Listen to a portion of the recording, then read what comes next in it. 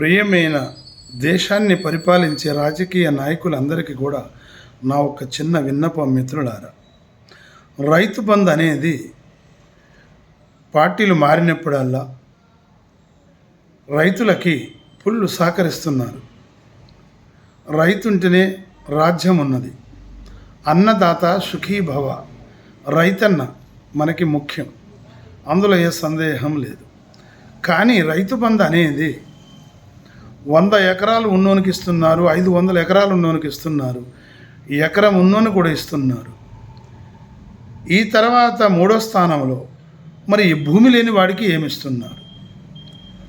రెక్కాడేదాకా డొక్కాడదే నిరుపేదవాడు, వాని దగ్గర సెంట్ల భూమి కూడా లేదు, మరి వానికి ఏమిస్తున్నారు?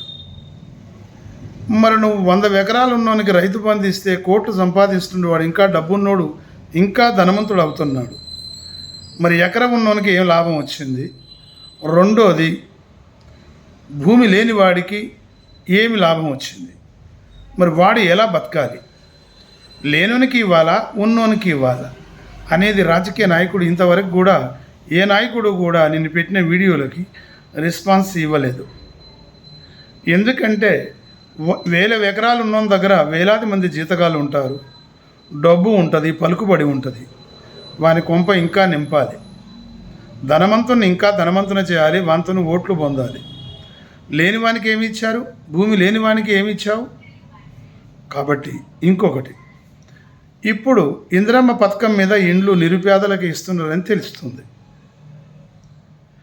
అది కూడా మీ అనుసరులకి, మీ మాట వినే వాళ్ళకి, మీ ఒక్క అడుగుజాడల్లో నడిచే వాళ్ళకి, రేపు మీరు చెప్పిన మాట వింటాడని వాళ్ళకి, ఉన్నవాడికే మళ్ళీ ఇండ్లు ఉన్నోనికే ఇస్తున్నారు, కానీ లేనివాడికి ఇవ్వట్లేదు.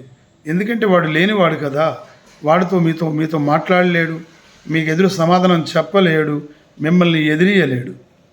కాబట్టి మీరు ఉన్నవాడికే ఇస్తున్నారు, కానీ నిరుపేదలకి, ఫుట్పాత్ మీద పండుకునే వాళ్ళకి, గుడిసెలలో కాపరాలు చేసే వాళ్ళకి మీరు ఇండ్లు ఇవ్వట్లే.